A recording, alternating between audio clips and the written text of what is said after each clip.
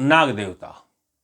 ओम मे नमो सुसर्पेभ्यो जे के च पृथ्वी मरो जैन्तरिक्षे जे देवतेभ्यो सर्पेभ्यो नमो नमः। वासुक्यादि अष्टकुल नागेभ्यो नमः। नागों अथवा सर्पों को हमारे शास्त्रों पुराणों में देवों की संज्ञा प्रदान की गई है और बचपन से ही हमें माता पिता बाबा आदि के द्वारा दिए गए संस्कारों में भी नागों को देव स्वरूप बताया गया है। सर्पों और देवताओं का अभिन्न संबंध है, यह भी देखने को मिलता है, सुनने को भी मिलता है। विशेषकर भगवान शंकर जी के अंगों में तो सर्प विराजते ही हैं।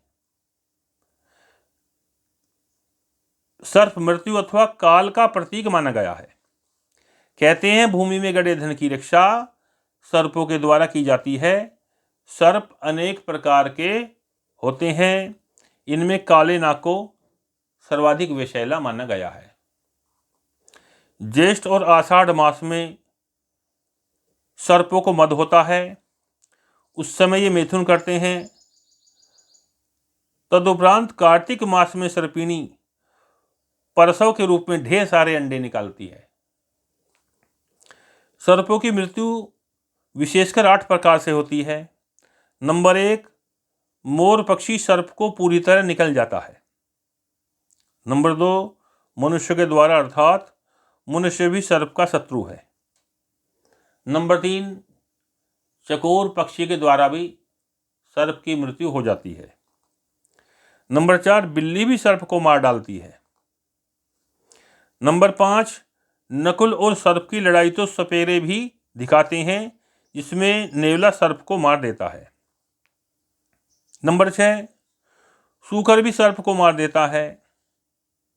नंबर 7, वृश्चिक अर्थात बिच्छू भी सर्प को मार देता है। नंबर 8, गौ भैंस घोड़े ऊंट आदि पशुओं के खुरों से दबकर सर्प मर जाते हैं। सर्पों की मृत्यु के अन्य और भी कई कारण हो सकते हैं। इन सब से बचने के पश्चात सर्प की 120 वर्ष की आयु मानी गई है। कुछ साधारण सर्प मात्र 75 वर्ष तक ही जी पाते हैं। सर्प के 4 दाढ़ें होती हैं, उनका नाम इस प्रकार है। पहली मकरी, जो ब्रह्मा का प्रतीक मानी गई है। दूसरी कराली, जिसको विष्णु का प्रतीक कहा गया है। और तीसरी कालरात्रि, जिसको रुद्र की संज्ञा दी गई है। चौथी यमदूती, जिसे साक्षात यम अथवा काल का प्रतीक माना गया है। यमदूती दाढ़ सबसे छोटी होती है, इसके द्वारा काटने पर मनुष्य तुरंत काल के वशीभूत हो जाता है। इसका उपचार किसी मंत्र तंत्र अथवा औषधि के द्वारा नहीं किया जा सकता। सर्प लगभग 8 कारणों से काटता है। नंबर 1, दबने पर अर्थात अचानक उसके ऊपर पैर आ जाने पर। नंबर 2, इस जन्म की शत्रुता के कारण, जैसे सर्प को अधमरा करके छोड़ दिया हो या उसके बच्चे को मार दिया हो अथवा जोड़े में से किसी एक को मार दिया गया हो। नंबर 3, पूर्व जन्म की शत्रुता के अनुसार, अगर पूर्व जन्म में हमने सर्प का अहित किया है, सर्प को मारा है, तो वह भी एक कारण है। नंबर 4, ज्येष्ठ आषाढ़ के महीने में जब सर्प मद में चूर होता है, उस समय भी काट लेता है।